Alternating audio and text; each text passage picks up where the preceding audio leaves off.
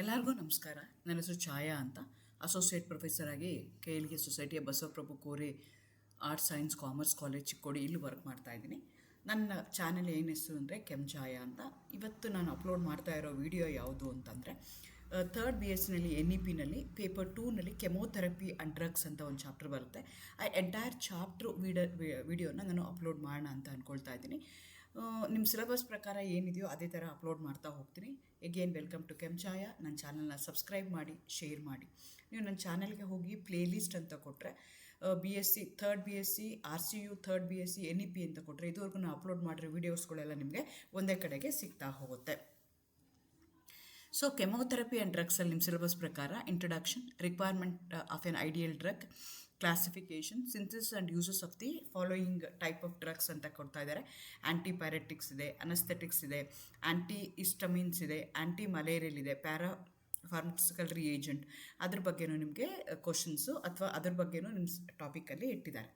So chemotherapy and drugs ಅಂತಂದರೆ ನಮ್ಗೆ usually chemotherapy ಅಂದ ತಕ್ಷಣ we are going to relate that to ಕ್ಯಾನ್ಸರ್ಗೂ ಕೆಮೊಥೆರಪಿಗೂ ಯಾವುದೇ ರೀತಿಯಾದಂಥ ರಿಲೇಷನ್ಶಿಪ್ ಇಲ್ಲ. ಅಂದರೆ ಅದೇ I don't know why it understood ಆಗಿದೆ. ಕೆಮೊಥೆರಪಿ ಅಂದ ತಕ್ಷಣ ಎಲ್ಲರೂ ಕ್ಯಾನ್ಸರ್ ಅಂತ ಯೋಚನೆ ಮಾಡೋಕ್ಕೆ ಶುರು ಮಾಡ್ತಾರೆ. ನಾವು ಏನೇನು ಕೆಮಿಕಲ್ ಡ್ರಗ್ನ ತಗೊಳ್ತೀವಿ, ಕೆಮಿಕಲ್ನ ಡಿಸೀಸಸ್ನ ಕ್ಯೂರ್ ಮಾಡೋದಕ್ಕೆ ಯೂಸ್ ಮಾಡ್ತೀವಲ್ಲ, ಅಂಥ ಕೆಮಿಕಲ್ ಥೆರಪಿಗೆ ನಾವೇನಂತ ಕರಿತೀವಿ, ಕೆಮೊಥೆರಪಿ ಅಂತ ಹೇಳ್ತೀವಿ. ಅದಕ್ಕೆ ಪರ್ಟಿಕ್ಯುಲರ್ಲಿ ಡ್ರಗ್ಸ್ ಅಂತ ನಾವು ವರ್ಡ್ನ ಯೂಸ್ ಮಾಡ್ತೀವಿ. Chemical substances use to prevent, cure diseases or infection by destroying the infectious microorganism, pathogens like bacteria, virus, etc. without affecting or damaging the tissues of the host body is known as chemotherapy. Chemotherapy ಅಂದರೆ ಏನು ಅಂದರೆ chemical ಸಬ್ಸ್ಟೆನ್ಸ್ನ ನಾವು use ಮಾಡ್ತೀವಿ. Chemo ಅಂದರೆ chemical, therapy ಅಂದರೆ treatment. ಕೆಮಿಕಲ್ಸ್ನ use ಮಾಡಿ treatment ಮಾಡ್ತೀವಿ. ಯಾವುದಕ್ಕೆ? To prevent or to cure diseases that is created due to some infection like bacteria, virus ಅದರಿಂದ ಆಗೋದು, without affecting or damaging the tissues of the host body. ಈ ಕೆಮಿಕಲ್ದು main problem ಏನು ಅಂತಂದರೆ they may affect the cells of the healthier ಇರೋವಂಥದ್ದು, disease ಆಗದೇ ಇರೋವಂಥದ್ದನ್ನು ಅದು ಹಾಳು ಮಾಡ್ಬೋದು. ಅದನ್ನು ಹಾಳು ಮಾಡದೇ ಇರೋವಂಥದ್ದು ಓನ್ಲಿ ನಮಗೆ ಯಾವುದನ್ನು ಹಾಳು ಅಂದರೆ ಯಾವುದಕ್ಕೆ ಟ್ರೀಟ್ಮೆಂಟ್ ಬೇಕೋ, ಯಾವುದನ್ನು ಡಿಸ್ಟ್ರಾಯ್ ಮಾಡಬೇಕೋ ಅದನ್ನು ಮಾತ್ರ ಮಾಡಿಕೊಂಡು ಮಾಡುವಂಥ ಇದಕ್ಕೆ ನಾವೇನಂತ ಕರಿತೀವಿ, ಕೆಮೊಥೆರಪಿ ಅಂತ ಹೇಳ್ತೀವಿ. ಕೆಮೊ ಅಂದರೆ ಕೆಮಿಕಲ್, ಥೆರಪಿ ಅಂದರೆ ಟ್ರೀಟ್ಮೆಂಟ್. ಸೊ ಎಲ್ರಿಚ್ ಅನ್ನೋನು he is a one who coined this name term chemotherapy ಅಂತ ಫಸ್ಟ್ ಇಂಟ್ರೊಡ್ಯೂಸ್ ಮಾಡಿದ್ದು ಯಾರು ಅಂತಂದರೆ, ಅದಕ್ಕೆ ಈ ಕೆಮಿಕಲ್ ಸಬ್ಸ್ಟೆನ್ಸಸ್ ಅಥವಾ ಡ್ರಗ್ಸ್ ಅಂತ ಏನು ಹೇಳ್ತೀವಿ ಅದಕ್ಕೆಲ್ಲ ನಾವೇನಂತ ಕರಿತೀವಿ, ಕೆಮೊಥೆರಪಿಟಿಕ್ ಏಜೆಂಟ್ ಅಂತ ಹೇಳ್ತೀವಿ. So in order to cure the diseases or to prevent the infections by destroying the infectious microorganisms or pathogens without affecting the host cell of the body, ಅದಕ್ಕೆ ನಾವೇನಂತ ಕರಿತೀವಿ, ಕೆಮೊಥೆರಪಿ ಅಂತ ಹೇಳ್ತೀವಿ. ಆ ಕೆಮೊಥೆರಪಿಟಿಕ್ ರಿಯೇಜೆಂಟ್ಗೆ ಕಾಮನ್ ಮ್ಯಾನ್ ಅವರು drugs ಅಂತ ಹೇಳ್ತಾರೆ. A drug or medicines or other substances, chemical substances which has a physiological effect when ingested or otherwise introduced into the body. ಆ ಥರ ಆಗಿರುತ್ತೆ. A drug or the medicines or other substances, it's a chemical substances which going to change the physiological effect. Physiological effect ಅಂದರೆ body temperature ಆಗಿರ್ಬೋದು, ಅಥವಾ ನಿಮಗೆ body ಒಳಗಡೆ within the body ಏನೋ ಒಂದು ಆಗ್ತಾ ಇರೋದು, ಅದನ್ನು ಇಂಜೆಕ್ಟ್ ಮಾಡಿದ ತಕ್ಷಣ, ಕೆಮಿಕಲ್ಸ್ನ ಇಂಜೆಕ್ಟ್ ಮಾಡಿದ ತಕ್ಷಣ ಫಿಸಿಯೋಲಾಜಿಕಲ್ ಚೇಂಜ್ ಆಗ್ತಾ ಹೋಗುತ್ತೆ ನಿಮ್ಮ ಬಾಡಿನಲ್ಲಿ. ಅಂಥದಕ್ಕೆ ನಾವೇನಂತ ಕರಿತೀವಿ, ಡ್ರಗ್ಸ್ ಅಂತ ಕರಿತೀವಿ. ಸೊ ಮೆಡಿಕಲ್ ಡಿಕ್ಷನರಿ ತೊಗೊಂಡ್ರೆ drug is a chemical substance that affect the process of the mind and body ಅಂತ ಹೇಳುತ್ತೆ. ಯಾಕೆಂದರೆ ಈ ಡ್ರಗ್ಸ್ ಅಂತಂದರೆ ಈ ಥೆರಪಟಿಕ್ ರಿಯೇಜೆಂಟ್, ಈ ಕೆಮಿಕಲ್ ಸಬ್ಸ್ಟೆನ್ಸಸ್ ನಾವೇನು ತೊಗೊಳ್ತೀವಿ ಅದು ಬರೀ ಮೈಂಡ್ಗೆ ಅಷ್ಟೇ, ಬರೀ ಬಾಡಿಗೆ ಅಷ್ಟೇ ಅಲ್ಲದೆ ಮೈಂಡ್ಗೆ ಅಫೆಕ್ಟ್ ಮಾಡುವಂಥದ್ದು ಸಬ್ಸ್ಟೆನ್ಸಸ್ ಇರುತ್ತೆ. ಅದಕ್ಕೆ ಅವ್ರು ಏನು ಹೇಳ್ತಾರೆ, drug is a chemical substance that affect the process, that affect the biological activity that is taking place in our body and mind. ಅಂಥದಕ್ಕೆ ನಾವೇನಂತ ಕರಿತೀವಿ, ಡ್ರಗ್ಸ್ ಅಂತ ಕರಿತೀವಿ. A chemical substance which are used to treatment of the diseases or for reducing the suffering from the pain are called as drugs, medicines or chemotherapeutic reagents. Common ಲ್ಯಾಂಗ್ವೇಜಲ್ಲಿ drugs ಅಂತ ಹೇಳ್ತೀವಿ, medicines ಅಂತ ಹೇಳ್ತೀವಿ. ಈ chemical substance ಏನಕ್ಕೆ use ಮಾಡ್ತೀವಿ, to treat, to cure, to prevent, to diagnose a disease. ಯಾವುದಕ್ಕೆ ಬೇಕಾದ್ರೆ ನಾವು ಅದನ್ನು ಯೂಸ್ ಮಾಡ್ಬೋದು. ಇದಕ್ಕೆ ನಾವೇನಂತ ಕರಿತೀವಿ, ಡ್ರಗ್ಸ್ ಅಂತ ಕರಿತೀವಿ. ರಿಕ್ವೈರ್ಮೆಂಟ್ ಆಫ್ ಎನ್ ಐಡಿಯಲ್ ಡ್ರಗ್ಗೆ ರಿಕ್ವೈರ್ಮೆಂಟ್ ಏನು, ಇದು important from the exam point of view. 4 mark question ಕೇಳ್ತಾರೆ. ಸೊ ನಾನು 10 ಪಾಯಿಂಟ್ನ ಇಲ್ಲಿ ಎಕ್ಸ್ಪ್ಲೈನ್ ಮಾಡ್ತಾ ಇದ್ದೀನಿ. ಅದರಲ್ಲಿ ಯಾವ್ದಾದ್ರು ನೀವು 4 ಬರೆದ್ರೂ you going to get a full marks. The ideal synthetic drug has to fulfil the following requirement ಅಂತ ಹೇಳ್ತಾರೆ. So give any 4 requirement of an ideal synthetic drug ಅಂತಲೂ ಅವರು ಕೇಳ್ಬೋದು, ಅಥವಾ give the requirement for an ideal synthetic drug ಅಂತ ಕೇಳ್ಬೋದು. ಇದು 4 mark question, ಇದು ಇಂಪಾರ್ಟೆಂಟು ಬಂದೇ ಬರುತ್ತೆ. It should have high potency ಅಂದರೆ drug should be highly effective at low doses to minimum side effects. Important ಏನು ಅಂತಂದರೆ ಹೈಲಿ ಎಫೆಕ್ಟಿವ್ ಆಗಿರಬೇಕು, ಲೋ ಡೋಸಸ್ನ ತೊಗೋಬೇಕು, ಆಮೇಲೆ ಮಿನಿಮೈಸ್ ದಿ ಸೈಡ್ ಎಫೆಕ್ಟ್ಸ್ನ ಮಿನಿಮೈಸ್ ಮಾಡಬೇಕು. ಇದೆಲ್ಲ ಇದ್ದರೆ ಅಂಥ ಕೆಮಿಕಲ್ ಸಬ್ಸ್ಟೆನ್ಸ್ಗೆ ನಾವು ಹೈ ಪೊಟೆನ್ಸಿ ಅಂತ ಹೇಳ್ತೀವಿ. Your drug should have high potency, it should have highly effective at low doses to minimum side effect. Selectivity, the target specific cells or receptor to reduce the intended effort on healthy tissues. Again side ಎಫೆಕ್ಟ್ಸ್ನ minimise ಮಾಡಬೇಕು. ನೀವು ತಗೊಳ್ಳೋ ಅಂಥ drug ಏನಿದೆಯಲ್ಲ, it going to treat only the or cure, it going to affect only the affected part of the body, not the healthy part of the body. So cells ಇರುತ್ತೆ, healthy cells ಇರುತ್ತೆ, ಮತ್ತು affected cells ಇರುತ್ತೆ, ಯಾವುದೋ ಕಾಯಿಲೆಯಿಂದ ಬಂದಿರೋ cells ಇರುತ್ತೆ. ಅದೇನು ಮಾಡಬೇಕು ಅಂದರೆ ಬರೀ ಕಾಯಿಲೆಯಿಂದ ಬಂದಿರೋ ಸೆಲ್ಸ್ಗೆ ಮಾತ್ರನೇ ಟ್ರೀಟ್ ಮಾಡಬೇಕು. ಆ ಥರ ನಾವು ಐಡೆಂಟಿಫೈ ಮಾಡಬೇಕು. 3ನೇದು ಲೋ ಟಾಕ್ಸಿಸಿಟಿ. ನೀವು ಅಟ್ಲೀಸ್ಟ್ ಇದೆಲ್ಲ ಹೇಳೋಕ್ಕಾಗಲಿಲ್ಲ ಅಂದರೆ it should have high potency, selectivity, low toxicity, stability, ಆ ಥರ ಹೇಳಿದ್ರೂ ನಿಮಗೆ ಮಾರ್ಕ್ಸ್ ಕೊಡ್ತಾರೆ. ಬಟ್ ಎಕ್ಸ್ಪ್ಲೈನ್ ಮಾಡಿದ್ರೆ ಬೆಟರ್ ಅಂತ ನನಗನ್ಸುತ್ತೆ. A drug should be highly effective at low doses to minimum side effect. You should target the specific cells and receptors to reduce the unintended effects on healthy tissues. It should have minimum toxic effects on the body because it's a chemical, it is a foreign body, it's not natural. Synthetically prepare ಮಾಡ್ತಾ ಇರೋದ್ರಿಂದ some amount of toxicity ಇರುತ್ತೆ. ಸಾಧ್ಯ ಆದಷ್ಟು low toxicity ಇರಬೇಕು ನಿಮ್ಮ ಡ್ರಗ್ಗೆ. And it should maintain the stable under various condition including temperature and humidity. ನಿಮಗೆ ಗೊತ್ತಿದೆ ಈ ಡ್ರಗ್ ನಾವು ಏನು ತೊಗೊಳ್ತೀವಿ ಅದು it may be in the form of the tablet ಥರ ಇರ್ಬೋದು, ಪೌಡರ್ ಥರ ಇರ್ಬೋದು, ಇಲ್ಲಾಂದರೆ ಸೆಮಿ ಸಸ್ಪೆನ್ಷನ್ ಥರ ಇರ್ಬೋದು, ಸೊಲ್ಯೂಷನ್ ಥರ ಇರ್ಬೋದು, ಯಾವ ಥರನೇ ಇರ್ಬೋದು. But it should stable under various conditions. ಅಂದರೆ ಚಳಿಗಾಲ ಬಂದಾಗ ಅದು ಸಾಲಿಡ್ ಇದ್ದಿದ್ದು ಅದು ಲಿಕ್ವಿಡ್ ಆಗಿಬಿಡೋದು, ಅಥವಾ ಲಿಕ್ವಿಡ್ ಇದ್ದಿದ್ದು ವೇಪರ್ ಆಗಿಬಿಡೋದು ಹೈ ಟೆಂಪ್ರೇಚರ್ದಾಗ, ಆ ಥರ ಎಲ್ಲ ಆಗಬಾರ್ದು. ಇಟ್ ಶುಡ್ ಸ್ಟೇಬಲ್, ಬಿಕಾಸ್ ನಾನು ಒಂದು ಕಡೆಯಿಂದ ಒಂದು ಕಡೆಗೆ ಕ್ಯಾರಿ ಮಾಡೋದಕ್ಕೆ, ಅಥವಾ ಬೇರೆ ಬೇರೆ ಕಂಡೀಷನ್ಸಲ್ಲಿ ಅದನ್ನು ನಾನು ಈಗ ಇಲ್ಲಾಂದರೆ ನಾನು ಎಲ್ಲನೂ ಫ್ರಿಡ್ಜಲ್ಲೇ ಇಡಬೇಕಾಗುತ್ತೆ. ಕೆಲವೊಂದು ಮೆಡಿಸಿನ್ಸ್ನ ಅವರೇ ಹೇಳ್ತಾರೆ, ಕಂಡೀಷನ್ಸ್ನ ಹೇಳಿರ್ತಾರೆ, ಯಾವಾಗೂ ಫ್ರಿಡ್ಜಲ್ಲೇ ಇಡಬೇಕಾಗತ್ತೆ, ಲೋ ಟೆಂಪ್ರೇಚರ್ನ ಮೇಂಟೈನ್ ಮಾಡಬೇಕಾಗತ್ತೆ, ಅದನ್ನೆಲ್ಲ ಹೇಳ್ತಾರೆ. ಸೊ ಹಾಗಾಗಿ ನಿಮ್ಮ ಮಾಲಿಕ್ಯೂಲ್ ಏನಾಗಿರಬೇಕು at normal temperature and conditions, humidity ಇರ್ಬೋದು, ಲೋ ಟೆಂಪ್ರೇಚರ್ ಇರ್ಬೋದು, ಹೈ ಟೆಂಪ್ರೇಚರ್ ಇರ್ಬೋದು, ಸ್ಟೇಬಲ್ ಆಗಿರಬೇಕು. ಸಾಲಿಡ್ ಅಂತ ತೊಗೊಳ್ತಾ ಇದ್ದೀವಿ ಅಂದರೆ ಟ್ಯಾಬ್ಲೆಟ್ ಫಾರ್ಮಲ್ಲಿದೆ, ಸಾಲಿಡ್ ಫಾರ್ಮಲ್ಲಿದೆ ಅಂದರೆ ಸಾಲಿಡ್ ಥರನೇ ಇರಬೇಕು. ಹಾಗಾಗಿ ಸ್ಟೇಬಲ್ ಆಗಿರಬೇಕು.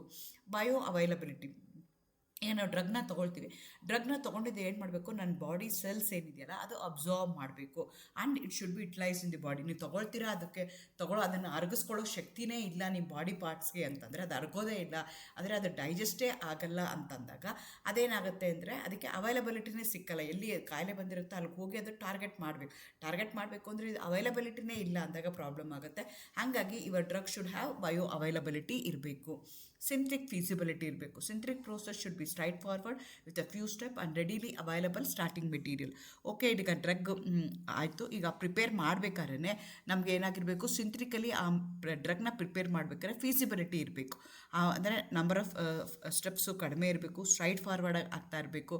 ಸೊ ನನಗೇನಾಗುತ್ತೆ ಅಂದರೆ ಸಿಂಥೆಟಿಕ್ ಪ್ರೋಸೆಸ್ಸು ನನಗೆ ಸ್ಟೇಬಲ್ ಆಗಿರಬೇಕಾಗತ್ತೆ. ಸ್ಕೇಲಬಿಲಿಟಿ ಆಯಿತು, ಈಗ ನಾನು ಮಾಡಿದ್ದೀನಿ, ಲ್ಯಾಬ್ ಲೆವೆಲಲ್ಲಿ ಮಾಡಿದ್ದೀನಿ, ಸ್ಟ್ರೈಟ್ ಫಾರ್ವರ್ಡ್ ಇದೆ, ಫ್ಯೂ ಸ್ಟೆಪ್ಸ್ ಇದೆ, ನನಗೆ ಸ್ಟೇಬಲ್ ಮಾಲಿಕ್ಯೂಲ್ ಬರ್ತಾ ಇದೆ, ಸ್ಟೆಬಿಲಿಟಿ ಇದೆ, ಸಿಂಥೆಟಿಕ್ ಫೀಸಿಬಿಲಿಟಿ ಆಗ್ತಾ ಇದೆ ಅಂತ ಅಂದ್ಕೊಂಡ್ರು ಅದನ್ನು ನಾನು ಲಾರ್ಜ್ ಪ್ರಮಾಣದಲ್ಲಿ ಮಾಡೋಕ್ಕೋದಾಗ, ಇಂಡಸ್ಟ್ರಿನಲ್ಲಿ ಮಾಡೋಕ್ಕೋದಾಗ, ಲಾರ್ಜ್ ಸ್ಕೇಲಲ್ಲಿ ಮಾಡೋಕ್ಕೋದಾಗ ಅದನ್ನು ನನಗೆ ಆ ಸ್ಕೇಲಬಿಲಿಟಿನೂ ಆಗಬೇಕು, ಅದೂ ಇಂಪಾರ್ಟೆಂಟ್ ಆಗುತ್ತೆ.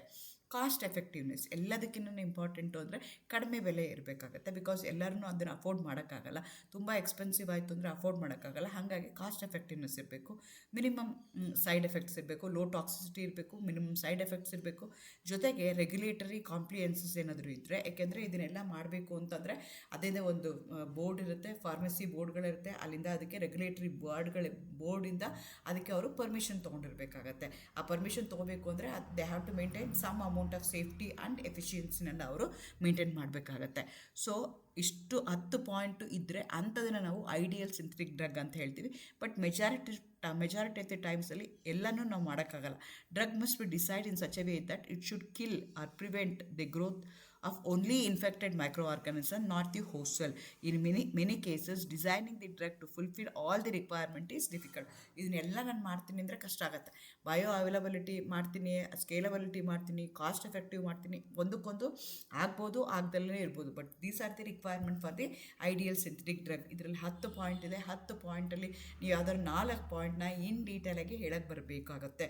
Low toxicity, high potency, selectivity, stability, bio availability, minimum side effects, cost effectiveness, ಈ ಪದಗಳನ್ನ ನೀವಲ್ಲಿ ಯೂಸ್ ಮಾಡಬೇಕಾಗತ್ತೆ. ಈಗ ನಾನು ಹೇಳ್ದಂಗೆ ಈ ಕೆಮಿಕಲ್ಸು ಅಥವಾ ಮೆಡಿಸಿನ್ಸು ಅಥವಾ ಡ್ರಗ್ ಅಂತ ಹೇಳ್ತಿರಲ್ಲ, ಅದು ಓರಲ್ಲಾಗಿ ನೀವು ತೊಗೊಳ್ತೀನಿ ಅಂದರೆ ಟ್ಯಾಬ್ಲೆಟ್ಸ್ ಇರ್ಬೋದು, ಇಲ್ಲದ್ರೆ ಕ್ಯಾಪ್ಸುಲೇಷನ್ಸ್ ಇರ್ಬೋದು, ಲಿಕ್ವಿಡ್ಸ್ ಇರ್ಬೋದು, ಸೊಲ್ಯೂಷನ್ಸ್ ಇರ್ಬೋದು, ಸಸ್ಪೆಷನ್ಸ್ ಇರ್ಬೋದು, ಸಿರಪ್ಸ್ ಇರ್ಬೋದು, ಅದೇ ಎಕ್ಸ್ಲೈರ್ಸ್ ಇರ್ಬೋದು. ಅಂದರೆ ಎಕ್ಸ್ಲೇರ್ಸ್ ಅಂತಂದರೆ ಅದ್ರ ಜೊತೆಗೆ ಏನು ಮಾಡಿರ್ತಾರೆ, ಸಮ್ ಅದರ್ ಕೆಮಿಕಲ್ಸ್ನ ಆ್ಯಡ್ ಮಾಡಿರ್ತಾರೆ. ಫಾರ್ ಎಕ್ಸಾಂಪಲ್ ನಿಮಗೆ ಕೆಮ್ಮು ಬರೋದಕ್ಕೆ ಆಲ್ಕೋಹಾಲ್ನ ಆ್ಯಡ್ ಮಾಡಿರ್ತಾರೆ. ಅದಕ್ಕೆ ನಾವೇನಂತ ಕರಿತೀವಿ, ಎಕ್ಸ್ಲೇರ್ಸ್ ಅಂತ ಕರಿತೀವಿ. ಯಾವ ಫಾರ್ಮಲ್ಲಿ ಬೇಕಾದ್ರೂ ಇರ್ಬೋದು, ನಾವು ತೊಗೋಬೋದು.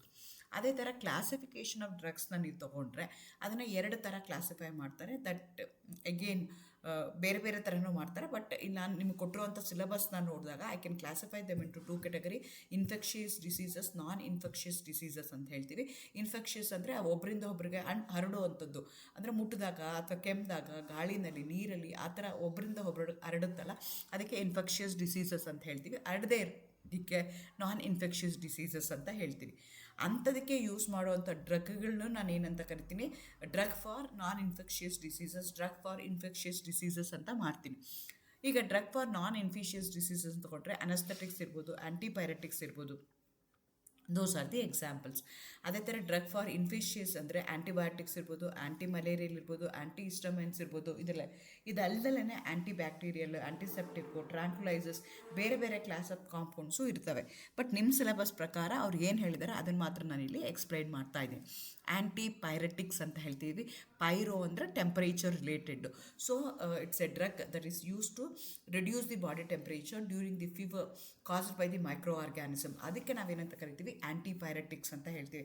ಅಂದರೆ ಈಗ ನಮಗೆ ಏನಾಗುತ್ತೆ ಅಂದರೆ ನಮ್ಮ ಬಾಡಿನಲ್ಲಿ ವೈಟ್ ಬ್ಲಡ್ ಸೆಲ್ಸು ಇರುತ್ತೆ, ರೆಡ್ ಬ್ಲಡ್ ಸೆಲ್ಸು ಇರುತ್ತೆ. ಈ ವೈಟ್ ಬ್ಲಡ್ ಸೆಲ್ಸ್ ಏನಿರುತ್ತಲ್ಲ ಅದು ಏನು ಮಾಡುತ್ತೆ ಅಂದರೆ ಅಫೆಕ್ಟ್ ಮಾಡೋಕ್ಕೆ ಶುರು ಮಾಡುತ್ತೆ. ಅಂದರೆ ಯಾವ್ದಾದ್ರು ಒಂದು ಫಾರಿನ್ ಬಾಡಿ ಬಂದರೆ ಅದೇನು ಮಾಡುತ್ತೆ, immediately it has to react. ಅಂದರೆ ಏನೋ ಒಂದು ಇನ್ಫೆಕ್ಷನ್ ಆಗ್ತಿದೆ, ಯಾರೋ ಒಬ್ಬರು ನಿಮಗೆ ಇನ್ವೈಟ್ ಮಾಡ್ತಾ ಇದ್ದಾರೆ ನಿಮ್ಮ ಬಾಡಿ ಒಳಗಡೆ ಅಂದರೆ ನಿಮ್ಮದು ಏನು ಇಮ್ಯೂನ್ ಸಿಸ್ಟಮ್ ಏನಿರುತ್ತಲ್ಲ, ಇಮ್ಯೂನ್ ಸೆಲ್ಸ್ ಏನಿರುತ್ತಲ್ಲ, ಅವೇನು ಮಾಡ್ತವೆ, ದೇ ಸ್ಟಾರ್ಟ್ ಪ್ರೊಟೆಸ್ಟ್ ಮಾಡಿದೆ. ಅದನ್ನು ಹೊರಗಡೆ ಹೆಂಗೆ ಕಾಣಿಸುತ್ತೆ ಅಂದರೆ ಬೈ ರೈಸ್ ಇನ್ ಟೆಂಪ್ರೇಚರ್. ನಿಮಗೆ ಥ್ರೋಟ್ ಇನ್ಫೆಕ್ಷನ್ ಆಗಿರ್ಬೋದು, ಅಥವಾ ಕಣ್ಣದಿರ್ಬೋದು, ಕಿವಿದಿರ್ಬೋದು, ಅಥವಾ ಏನೇ ಆದರೂ ಫಸ್ಟು ನಮಗೆ ಸಿಂಪ್ಟಮ್ ಕೊಡೋದೇನು ಅಂತಂದರೆ ಅದು ಸಿವಿಯರಾಗಿ ಅದು ಮೈಕ್ರೋ ಆರ್ಗ್ಯಾನಿಸಮು ಅಫೆಕ್ಟ್ ಮಾಡ್ತಾ ಇದೆ, ಸಿವಿಯರಾಗಿ ಇನ್ಫೆಕ್ಷನ್ ಆಗಿದೆ ಅಂದರೆ ಫಸ್ಟು ನಮಗೇನು ಗೊತ್ತಾಗುತ್ತೆ ಅಂದರೆ ಟೆಂಪ್ರೇಚರು ಇನ್ಕ್ರೀಸ್ ಆಗುತ್ತೆ.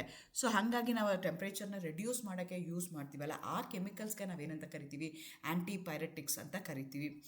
It decreases the temperature through excessive sweating. ಅವಾಗ ಏನಾಗುತ್ತೆ ಅಂದರೆ ಆ ಮಾತ್ರೆ ತೊಗೊಂಡಿದ ತಕ್ಷಣ ಏನಾಗುತ್ತೆ ಅಂತಂದರೆ ಸ್ವೆಟ್ ಆಗುತ್ತೆ, ಆವಾಗ ಬಾಡಿ ಟೆಂಪ್ರೇಚರು ಕಡಿಮೆ ಆಗುತ್ತೆ. Most of them produce excessive secretion of acid in the stomach and may cause ulcer. They should not be taken in a empty stomach. So ಹಾಗಾಗಿ ಈ ಆ್ಯಂಟಿಪೈರೆಟಿಕ್ಸ್ ಏನು ಮಾಡುತ್ತೆ ಅಂದರೆ ಸೈಡ್ ಎಫೆಕ್ಟ್ ಏನು ಕೊಡ್ಬೋದು ಅಂತಂದರೆ ಸೆಕ್ರೇಷನ್ ಆಫ್ ಆ್ಯಸಿಡ್ ಆಗುತ್ತೆ, ಆಸಿಡಿಟಿ ಕ್ರಿಯೇಟ್ ಆಗುತ್ತೆ. ಹಂಗಾಗಿ ಇದನ್ನು ಎಂಟಿ ಸ್ಟೊಮಕಲ್ಲಿ ನಾವು ತೊಗೋಬಾರ್ದು ಅಂತ ಹೇಳ್ತಾರೆ. ಇದು ತೊಗೊಂಡಿದ ತಕ್ಷಣ ಏನಾಗುತ್ತೆ, ಆ್ಯಸಿಡ್ ಸೆಕ್ರೇಷನ್ ಜಾಸ್ತಿ ಆಗುತ್ತೆ, ಆವಾಗ ಏನಾಗುತ್ತೆ, ಆಸಿಡಿಟಿ ಜಾಸ್ತಿ ಆಗುತ್ತೆ. ಊಟ ತೊಗೊಂಡಿದ್ರೆ ಏನಾಗುತ್ತೆ ಅಂದರೆ ಆ್ಯಸಿಡ್ ಸೆಕ್ರೇಷನ್ ಆಗಿರೋಂಥದ್ದು ಡಿಸ್ಪರ್ಸ್ ಆಗೋಕ್ಕೆ ಈಸಿ ಆಗುತ್ತೆ. ಅದಕ್ಕೋಸ್ಕರ we should not take in the empty stomach. ಊಟ ಮಾಡಿದ್ಮೇಲೆ ಅದನ್ನು ತೊಗೋಬೇಕಾಗತ್ತೆ. ಎಕ್ಸಾಂಪಲ್ ತೊಗೊಳ್ತಾರೆ, ಪ್ಯಾರಾಸಿಟಮಾಲ್ ತೊಗೋಬೋದು, ಆ್ಯಂಟಿಪೈರಿನ್ ತೊಗೋಬೋದು, ಆಸ್ಪರಿನ್ ತೊಗೋಬೋದು. ಬಟ್ ನಿಮ್ಮ ಸಿಲೆಬಸ್ ಪ್ರಕಾರ ಅವರು ಆ್ಯಂಟಿಪೈರಿನ್ ಹೇಳ್ತಾ ಇದ್ದಾರೆ.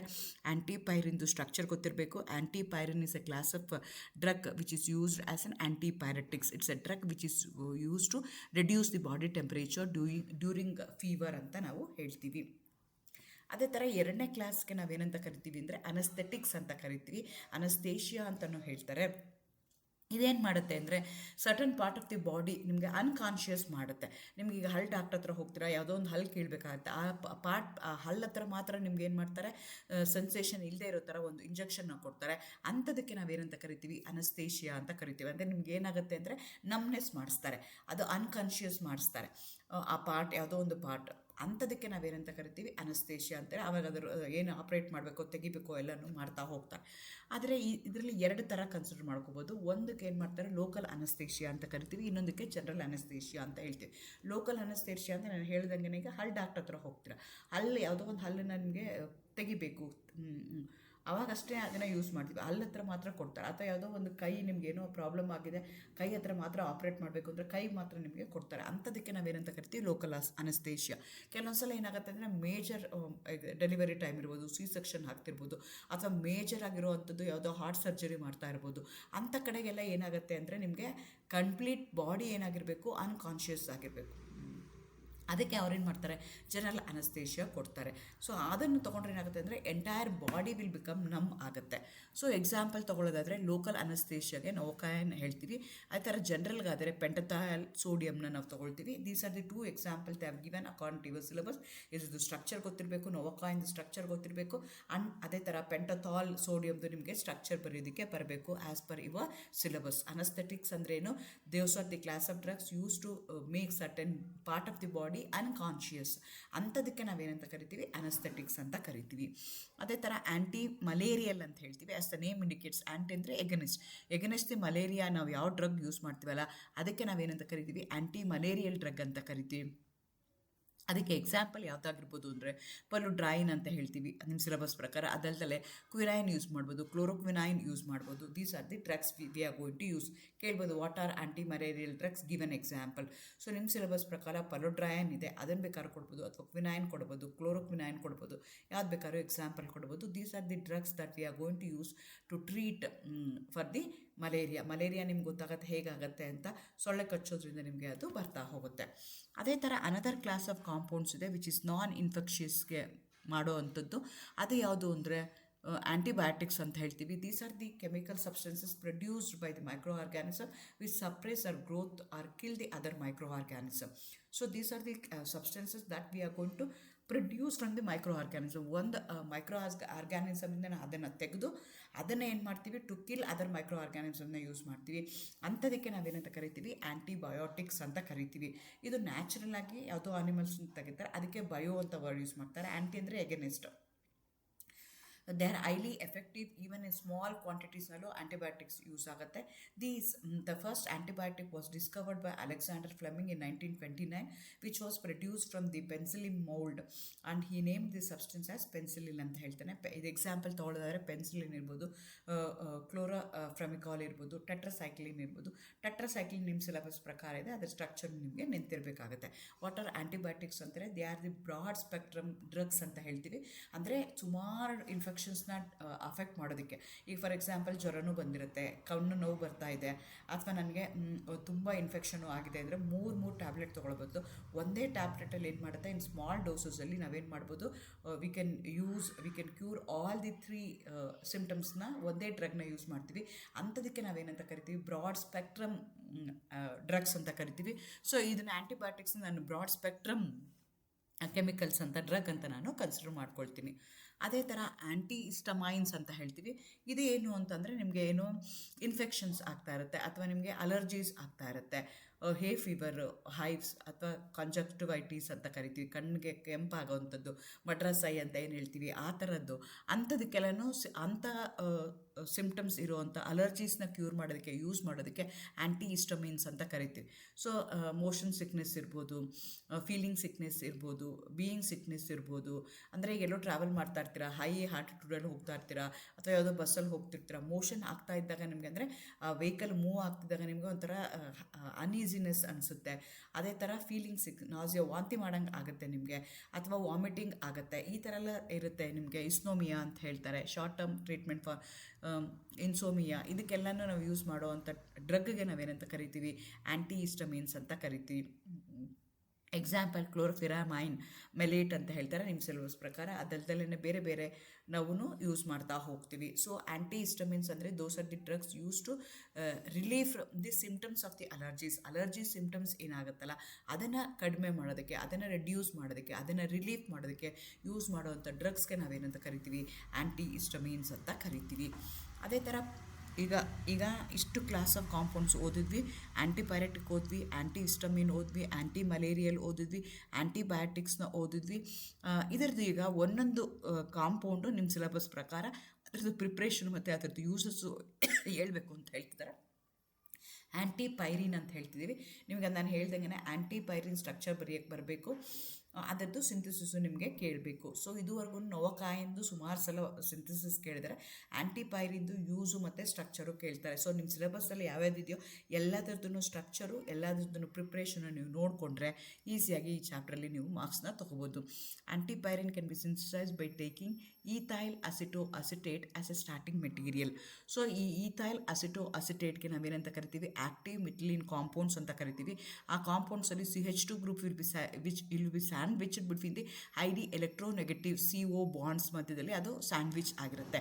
ಅಂಥ ಕಾಂಪೌಂಡ್ಸ್ಗೆ ನಾವೇನಂತ ಕರಿತೀವಿ, ಮಿಥಿಲಿನ್ ಕಾಂಪೌಂಡ್ಸ್ ಅಂತ ಕರಿತೀವಿ.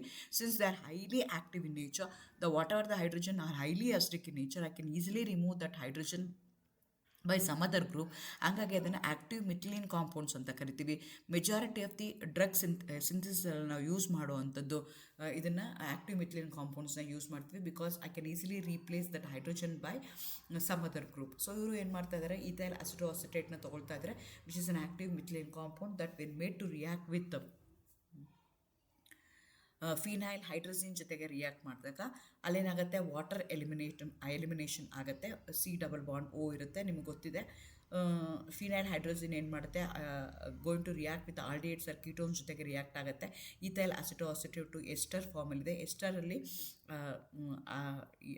ಎಂದು keto form of the ester ಏನಿದೆಯಲ್ಲ ಅದ್ರ ಜೊತೆಗೆ ರಿಯಾಕ್ಟ್ ಆಗಿ ವಾಟರ್ ಎಲಿಮಿನೇಟ್ ಆಗಿ ನಿಮಗೆ ಕಂಡೆನ್ಸೇಷನ್ ಪ್ರಾಡಕ್ಟ್ ಬರುತ್ತೆ, which is a cyclic product ಬರುತ್ತೆ ನಿಮಗೆ. ಅದನ್ನು ಏನು ಮಾಡ್ತೀವಿ ಅಂತಂದರೆ when made to react with CH3I in basic condition in alkaline solution ನಿಮಗೆ ಆ್ಯಂಟಿಪೈರಿಟಿನ್ ಬರುತ್ತೆ. ಇದು ಸಿಂಪಲ್ ಆಗಿದೆ ಪ್ರಿಪ್ರೇಷನ್ನು. ಇದು 4 ಮಾರ್ಕ್ ಕೇಳೋದು ಕಷ್ಟ ಆಗುತ್ತೆ, ಹಾಗಾಗಿ ಕೇಳಿದ್ರು ಕೇಳ್ಬೋದು, ನೀವು ಇದನ್ನು ನೋಡ್ಕೋಬೇಕಾಗತ್ತೆ. So ethyl acetoacetate when made to react with phenyl hydrazine with elimination of water with elimination of C2H5OH you are going to get a cyclic molecule 3-methyl phenyl ಫಿನೋಜಾಲ್ 5O. ಈ ಸ್ಟ್ರಕ್ಚರ್ಸ್ಗಳು ನಿಮಗೆ ಕಷ್ಟ ಅನಿಸುತ್ತೆ, ನೋಡ್ಕೊಳ್ಳಿ ಎಲ್ಲೆಲ್ಲಿ ಏನೇನು ಎಲಿಮಿನೇಟ್ ಆಗ್ತಿದೆ ಅಂತ. ಆಮೇಲೆ ನೇಮು ನೀವು ಎಲ್ಲ ಕಾಂಪೌಂಡ್ದು ನೇಮು ನೆನ್ಪಿಟ್ಕೋಬೇಕು ಅಂತ ಗೊತ್ತಿಲ್ಲ, ಬಟ್ ರಿಯಾಕ್ಟೆಂಟ್ಸ್ ನೀವು ನೆನ್ಪಿಟ್ಕೋಬೇಕಾಗತ್ತೆ. ವೆನ್ ದಿಸ್ ಅಂಡರ್ಗೋಸ್ ಮಿಥೈಲೇಷನ್ ಆದಾಗ ನಿಮ್ಗೆ ಏನಾಗುತ್ತೆ, ಇಲ್ಲಿ ಡಬಲ್ ಬಾಂಡ್ ಇರುತ್ತಲ್ಲ, ಡಬಲ್ ಬಾಂಡ್ ಕಡೆಗೆ ನಿಮಗೆ CH3OH ಹೋಗಿ ಅಟ್ಯಾಚ್ ಆಗುತ್ತೆ. This the way you are going to prepare the ಆ್ಯಂಟಿಪೈರೆಟಿನ್ನ ಈ ರೀತಿಯಾಗಿ ಪ್ರಿಪೇರ್ ಮಾಡ್ತೀರಾ. ಅದೇ ಥರ ಪ್ರಿಪ್ರೇಷನ್ ಆಫ್ ನೋವಕಾಯಿನ್ ಅಂತ ಹೇಳ್ತೀವಿ, ಲೋಕಲ್ ಡ್ರಗ್. ಇದನ್ನು ಸುಮಾರು ಸಲ ಕ್ವಶನ್ ಪೇಪರಲ್ಲಿ ಕೇಳಿದ್ದಾರೆ. ಇದನ್ನು 4 ಮಾರ್ಕಿಗೆ ಪ್ರಿಪ್ರೇಷನ್ ಇದನ್ನು ಕೇಳಿದ್ದಾರೆ. ಇದರ ನವಕಾಯಿನ್ ಇದೆಯಲ್ಲ, ಇದನ್ನು ನಿಮಗೆ ಲೋಕಲ್ ಅನಸ್ಥೆಟಿಕ್ ಆಗಿ ನಾವು ಯೂಸ್ ಮಾಡ್ತಿದ್ದೀವಿ. ಇದರದ್ದು ಯೂಸ್ ಏನಂದರೆ it's used as local anaesthetic drug ಅಂತ ಹೇಳ್ತೀವಿ. ಎಗೇನ್ ಇಲ್ಲೂ ನಾನು ಇಥಿಲೀನ್ ಕ್ಲೋರೋಹೈಡ್ರೇಟ್ನ ಯೂಸ್ ಮಾಡ್ತಾ ಇದ್ದೀನಿ. In presence of diethylamine ಜೊತೆಗೆ ಟ್ರೀಟ್ ಮಾಡ್ತಾ ಇದ್ದೀನಿ. ಆವಾಗ 2 ಈಥೈಲ್ ಅಮೈನೋ ಎಥೆನಾಲ್ ಬರುತ್ತೆ ನಿಮಗೆ. ಅಗೇನ್ HCl ರಿಮೂವ್ ಆಗುತ್ತೆ. HCl ರಿಮೂವ್ ಆದಾಗ ನಿಮಗೆ ಆ ಪ್ರಾಡಕ್ಟ್ ಬರುತ್ತೆ. ಅದನ್ನು ಮತ್ತೆ ಏನು ಮಾಡ್ತೀನಿ ನಾನು ಅಂದರೆ, when that made to react with whatever the product you are going to get, it is reduce using the Raney ನಿಕ್ಕಲ್ನ ತೊಗೊಂಡು ಅದನ್ನು ರೆಡ್ಯೂಸ್ ಮಾಡ್ತೀವಿ.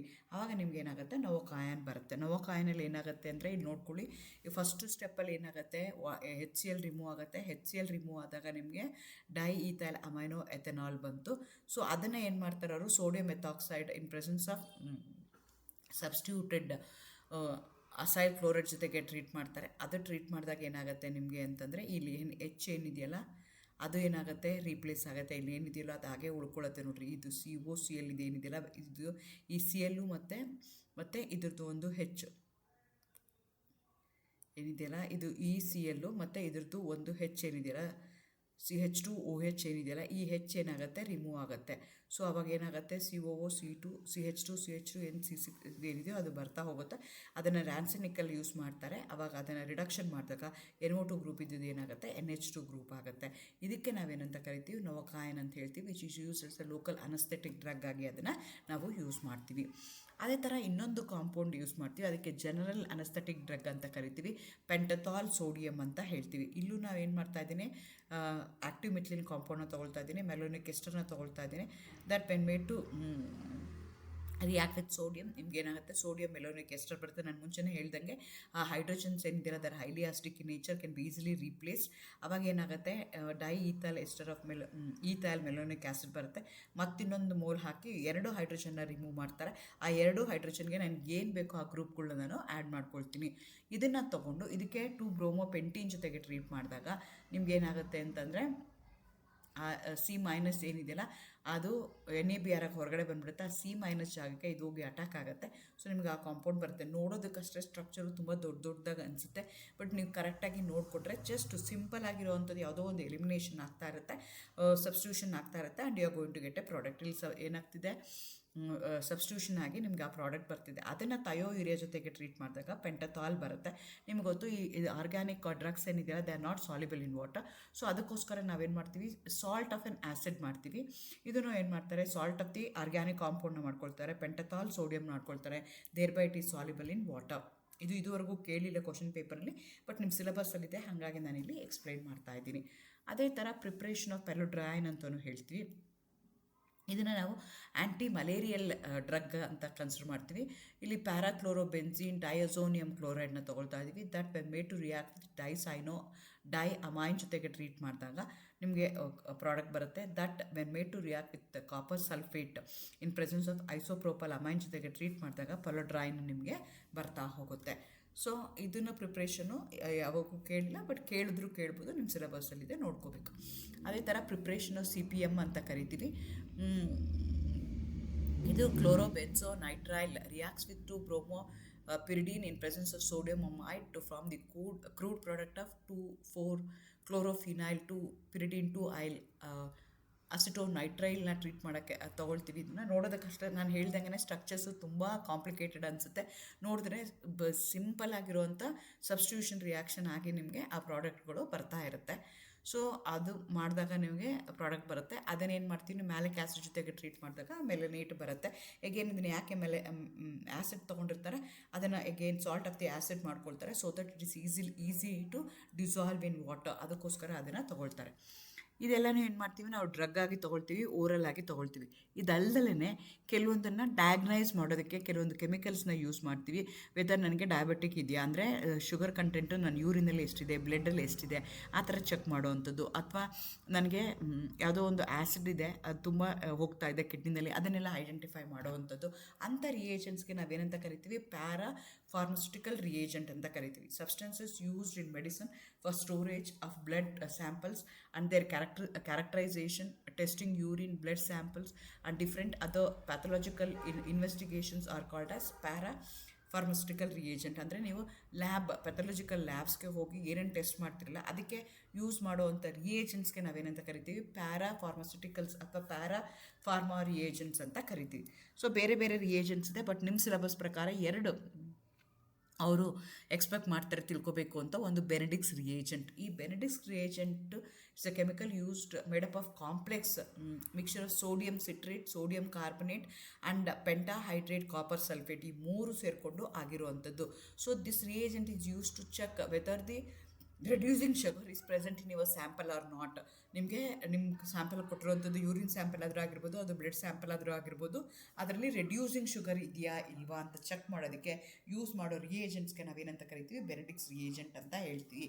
ಈ ಬೆನೆಡಿಕ್ಸ್ ರಿಯೇಜೆಂಟ್ ಏನನ್ನ ಮಾಡ್ತೀವಿ ಅಂದರೆ, copper sulphate 5H2O, along with that you are going to have sodium citrate ಇರುತ್ತೆ ಮತ್ತು ಸೋಡಿಯಂ ಕಾರ್ಬನೇಟ್ ಇರುತ್ತೆ. ಅವೆರಡನ್ನೂ ಆ 3 ಮಿಕ್ಸ್ ಮಾಡಿದಾಗ ನಿಮಗೆ ಬರುವಂಥ ರಿಯೇಜೆಂಟ್ಸ್ಗೆ ನಾವೇನಂತ ಕರಿತೀವಿ, ಬೆನೆಡಿಕ್ಸ್ ರಿಯೇಜೆಂಟ್ ಅಂತ ಹೇಳ್ತೀವಿ. This reagent is use to identify the presence of reducing sugar. ನಿಮ್ಗೆ ಆಲ್ರೆಡಿ ನೀವು ಕಾರ್ಬೋಹೈಡ್ರೇಟ್ಸ್ ರೆಡ್ಯೂಸಿಂಗ್ ಶುಗರ್ ಓದಿರ್ತೀರ. ರೆಡ್ಯೂಸಿಂಗ್ ಶುಗರ್ ಅಂದರೆ the sugar which going to have CHO group ಇದ್ದರೆ ನಿಮ್ಮ ಮಾಲಿಕ್ಯೂಲಲ್ಲಿ, ಅಂಥದಕ್ಕೆ ನಾವು ರೆಡ್ಯೂಸಿಂಗ್ ಶುಗರ್ ಅಂತ ಹೇಳ್ತೀವಿ.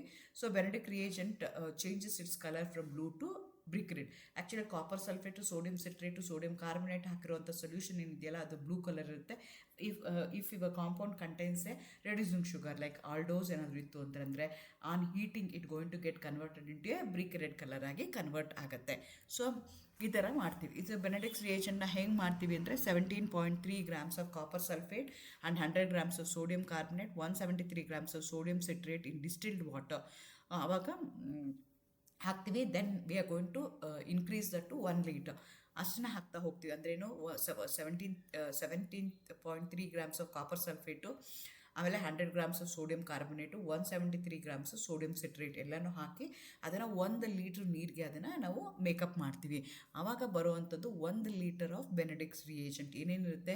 ಕಾಪರ್ ಸಲ್ಫೇಟ್ ಇರುತ್ತೆ, ಸೋಡಿಯಂ ಕಾರ್ಬನೇಟ್ ಇರುತ್ತೆ, ಸೋಡಿಯಂ ಸಿಟ್ರೇಟ್ ಇರುತ್ತೆ.